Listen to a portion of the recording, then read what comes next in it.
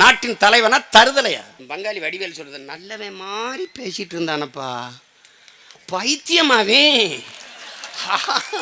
அந்த மாதிரி நல்ல மாதிரி தெரிஞ்சாங்க. திருடாதே பாப்பா திருடாதே, வறுமை நிலைக்கு பயந்து விடாதே, ஒரு திறமை இருக்கு மறந்து விடாதே, திருடாதே பாப்பா திருடாதே. திட்டம் போட்டு திருடுற கூட்டம் திருடி கொண்டே இருக்குது, அதை சட்டம் போட்டு தடுக்கிற கூட்டம் தடுத்து கொண்டே இருக்குது. திருடராய் பார்த்து திருந்தாவிட்டால் திருட்டை ஒழிக்க முடியாது, திருடராய் பார்த்து திருந்தாவிட்டால் திருட்டை ஒழிக்க முடியாது. இவ்வளவு பாடி வந்த நம்ம தாத்தா ஒரு இடத்துல பாருங்க, இசையமைப்பாளன், இயக்குனர், பாடலாசிரியர் எல்லாம் சேர்ந்து உழைக்கிற நோக்கம் உறுதியாயிட்டா, உழைக்கிற நோக்கம் உறுதியாயிட்டா. இந்த உழைக்கிற நோக்கம் உறுதியாயிட்டாங்கிற வரியை அந்த பாடலை நீங்க கேட்கும்போது பாருங்க 4 தடவை படிப்பேன். ஏன்னா அதை வலியுறுத்தி சொல்லணும், அழுத்தி அழுத்தி சொல்லணும், மனசுல பதிகிற வரைக்கும் திரும்ப திரும்ப சொல்லணும் என்று. உழைக்கிற நோக்கம் உறுதியாயிட்டால் ஒதுக்குற நோக்கம் இருக்காது, பதுக்கிற நோக்கமும் இருக்காதுன்றார். இங்க பதுக்கிற நோக்கமும் ஒதுக்குற நோக்கம் இருந்தா இருக்கு, உழைக்கிற நோக்கம் உறுதியாகல. இப்ப அதனால உங்க பிள்ளைகள் வந்து இந்த பதுக்கிற கூட்டத்தை ஒதுக்கணும்னு நினைக்கிறோம். That's all your honour. என்னடே கால கொடுமையை பாருங்க, எப்படிப்பட்ட மேதைகள் இருந்த நாடுது, இருந்த பிறந்த வளர்ந்த வாழ்ந்த இனம். மறைந்த ஐயா எம்ஜிஆர் அவர்கள் சொல்றாரு, என்ன உடன் பிறந்தார்களே, முதலமைச்சர் ஆயிட்டாரு, நாற்காலியில் உட்கார போகும்போது பேசுறாரு, இந்த நாற்காலிக்கு 4 கால்கள் இருக்குது, அதுல ஒரு கால் பட்டுக்கோட்டை கல்யாண சுந்தரத்துன்றது அவருடைய கால்கள்ன்றது. இந்த எம்ஜிஆருக்கு வந்து எல்லாம் காதல் பாட்டெல்லாம் எழுதிக்கிட்டு இருந்தான். மக்களை பற்றி எழுதி அவர் மக்களை பற்றி சிந்திக்கிற தலைவன், மக்களை பற்றி பாடுகிற ஒரு கலைஞனாக மாற்றிய பெருமை நம்முடைய தாத்தா பட்டுக்கோட்டை கல்யாண சுந்தரம் அவர்களுக்கு உண்டு. தூங்காதே அண்ணா, தூங்காதே அப்பா அப்படி பாடலையே, தூங்காதே தம்பி தூங்காதே, நல்ல பொழுதையெல்லாம் தூங்கி கெடுத்து விட்டால் என்ன ஒவ்வொரு, அதாவது அம்மையார் ஜெயலலிதா அவர்கள் சொல்லியிருந்தார், அந்த பாடல் வந்து ஒரு திரை இசை பாடல் அல்ல, அது அத்தனையும் தத்துவ முத்துக்கள்னு. உண்மையிலேயே அவ்வளவு பெரிய தத்துவ வரிகள்.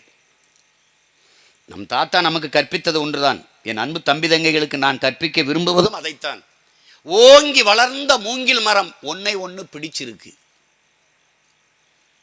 ஒற்றுமையா குறுத்து விட்டு கிளைகளையா வெடிச்சிருக்கு, ஒட்டாம ஒதுங்கி நின்னால் உயர முடியுமா, எதிலும் ஒற்றுமை குலைந்ததென்றால் வளர முடியுமாங்கிறார்.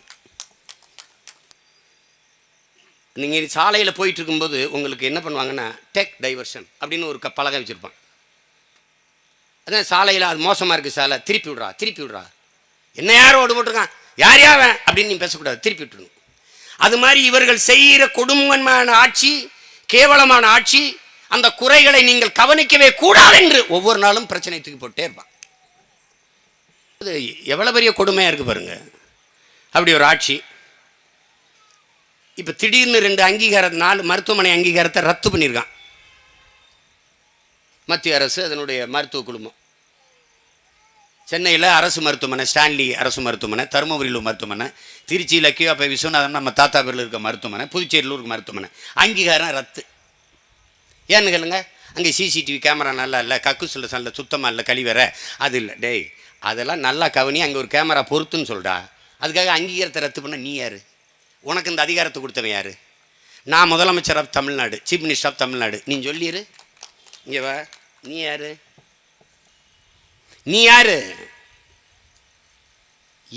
நான் நடத்துகிற என் மருத்துவமனையில் அங்கீகாரத்தை ரத்து பண்ண நீ யார்? முதல்ல ஹூவாரிட்ட ஆட்டங்காட்ட ஆள் இல்லாமல் நீ வேலை. என்னை மாதிரி ஒரு சிவகங்கை ராமநாதத்துக்கு காட்டான்ட்ட நீ ஜிக்கிக்கிட்டு ஒரு நாள் படுவாவார், என்ன ஆவாயின்னு எனக்கே தெரியாது.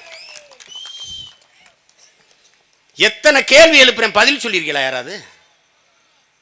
என்னை தவிர்க்கிறார்களாம். Ignore him, avoid him, forget him. எத்தனை நாளைக்கு ராஜா? தமிழ்நாட்டில் என் ஆட்டம் மட்டும்தான் இருக்கும். நீ பாரு, நீ என்ன சொல்றதுன்னு தெரியல, யாரோட கூட்டணி வைக்கிறது, எவன் வருவான் போவான்னு தெரியல, இன்னும் தலைப்பிச்சிட்டு இருக்க. எல்லாம் தப்பு தப்பு தப்பா எல்லாம். மருத்துவமனையில் இதெல்லாம் சரி செய்யுங்க, இந்த அடிப்படை வசதிகள் குறைவாக இருக்குன்னு நீ சொல்லியிருக்கணும். அதை செய்யுங்கன்னு தான் நீ பரிந்துரைக்கணும். உன் அங்கீகாரமே ரத்து செய்யப்படுதுன்னா அதில் படிச்சுக்கிட்டு இருக்க பிள்ளைகள், மருத்துவம் பார்த்துக்கிட்டு இருக்கிற நோயாளிகள் எப்படி இருக்கு பாருங்க.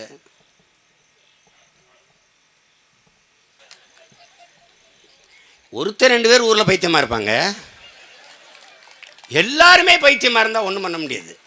அதில் ஒரு அறிஞன் சொல்கிறான், பைத்தியக்காரர்கள் இருக்கிற சபையில் போய் உட்காந்துக்கிட்டு நீ என்ன அறிவாக பேசினாலும் நீனும் பைத்தியக்காரனை தான் மதிக்கப்படுவ. அதனால கொஞ்சம் தள்ளி நிற்கணும். இதனால தான் பாரதி கோவப்பட்டான். நீங்கள் எல்லாம் நம்மெல்லாம் கோயிலுக்கு போய் என்ன பண்ணுவோம், அப்பா முருகா கை காலுக்கு நல்ல சுகத்தை குடியா, நல்ல புத்திய குடியா, ஐயா நல்ல அறிவை குடியா, எனக்கு காட்டில் நல்லா வெள்ளாமை குடியா, இப்படி தான் கேட்போம். ஒருத்தன் விறுவிறுன்னு போனேன், சொல்லடி சிவசக்தி என்னை சுடர்மிகம் அறிவுடன் ஏன் படைத்தாய். எதுக்கு இவ்வளோ அறிவை கொடுத்த? பூரா பையில முட்டா பையில இருக்கான், எனக்கு மட்டும் அறிவை கொடுத்துட்ட, எவனோடும் பேசல, ஒன்றும் புரிய மாட்டேங்குது, வெறுப்பாயிட்டான் பாரு. உலகத்திலே ஒருத்தன் தாங்க எனக்கு ஏன் இவ்வளோ அறிவை கொடுத்த நீ. எல்லாரும் கொடுந்தாங்க, இப்போ நீ ஏன் கொடுத்தாயின்னு கேட்ட ஒரே ஆள் நம்ம பெரும்பாவளை நமது பாட்ட பாரதி தான். அது மாதிரி தான் நம்ம நினைக்க வேண்டியிருக்கு. என்ன அது ஒரு பைத்தியக்கார பயில்கிட்ட நாட்டை கொடுத்து நம்ம படுற பாடு. இந்த என் தங்கச்சி சொல்லுது, அண்ணே 100 நாள் வேலை திட்டத்தினால நாசமாக போச்சுன்னு விவசாயம். அதை சொன்னதுனால பூரா பயிலே என்னை திட்டேன். அது குறிப்பாக கம்யூனிஸ்டுகள் ரொம்ப திட்டுறாங்க. என்னமோ கம்யூனிஸ்ட் கோட்டைன்னு அப்படி தான் திரிபுரா இருந்துச்சு, அப்படி தான் மேற்கு வங்கம் இருந்துச்சு. இப்போ இதெல்லாம் எங்கே போச்சு? எம்ஜிஆர் கருணாநிதி இருக்கிற காலத்தில், ஜெயலலிதா இருக்கிற போதில், ஜெயலலிதா அம்மையார் ஆகிட்டே ஐயா கருணாநிதி அவர்கள்ட்டையும் 12 சீட்டு வாங்கின கம்யூனிஸ்டுகள் தனித்துவத்தை இழந்து விட்டார்கள். கம்யூனிசம் அப்படின்னா என்ன அர்த்தம்னா, கம்யூனிசம் கம்முன்னு இருந்துடணும், அமைதியாக இருந்துடணும், எதையும் பேசக்கூடாது. மண்ணு திருடுறான், மலையை திருடுறான், கார்பரேட் உள்ள வர்றான், ஏன் கம்முன்றீங்க? அதான் கம்யூனிஸ்ட்டு, அதான் கம்யூனிஸ்ட்டு. இன்னமும் 50 ஆண்டுகள் ஆட்சி செஞ்சு நாட்டை நாசமாக்கி பெருத்த ஊழல் லஞ்சத்தில் ஊறி திளைத்து வளங்களை எல்லாம் கொள்ளையடித்து நாட்டை நரகமாக்கிட்டது மாதிரி என்னையை திட்டிட்டு கிடப்பான். டேய், நாங்கள் ஒரு வார்டு கவுன்சில் கூட வரலடா, ஒருத்தர் வரல. அவர் தவறான வழிகளில் இளைஞரை கொண்டு போகிறார். நான் தான் பூரா பேர் வாங்க கூட்டம் முடிஞ்சோன்னு டாஸ்மார்க்கு போகணும்னு கூட்டிக்கிட்டு பாய்த்து கரப்பு. ஃபிடல் காஸ்ட்ரோ சொல்கிறான்ல, ஒருத்தன் அயோக்கியன் என்று தெரிந்தும் அவனை புனித்தப்படுத்துவதற்காக பேசுகிறான் பாரா, அவன் தான் ஆக கொடுமையான அயோக்கியங்கிறான். என்ன செஞ்சாலும் ஆத்தாடி அவர் மாதிரி வருமா? நான் என்ன படித்தேன், என்ன வேலைக்கு போனேன், என்ன வேலை பார்த்துக்கிட்டு இருக்கேன், தெருவில் கொண்டாந்து விட்டேன். ஊழல் லஞ்சம் ஒழியும். எப்படி ஒழியும்? விளக்கங்க.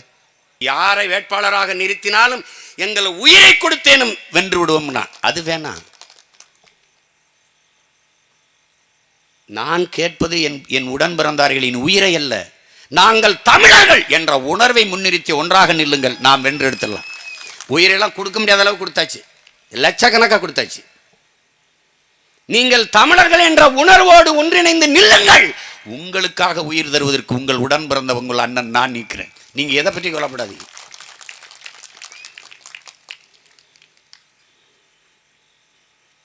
நம்முடைய தலைவர் நமக்கு கற்பித்தது என்ன? சத்தியத்திற்காக சாக துணிந்து விட்டால் சாதாரணமானவனும் சரித்திரம் படைக்கலாம்ங்கிறது. அது ஒண்ணும் கிடையாது. சாக பயந்தவன் தரித்திரமாகிறான், சாக துணிந்தவனே சரித்திரமாகிறான். சாவுக்கு பயந்தவன் கோழையாயிரான், சாக துணிந்தவன் வீரனாயிரான். பயம் என்பது கோழைகளின் தோழன், வீரனுக்கு எதிரி. அஞ்சுவதும் அடிபணிவதும் தமிழன் பரம்பரைக்கே கிடையாதுங்கிறார். அப்படிப்பட்ட பரம்பரை இருந்துட்டு ஊழ கும்பிடு, அரைச்சீட்டு, ஒரு சீட்டு, காய்ச்சிட்டு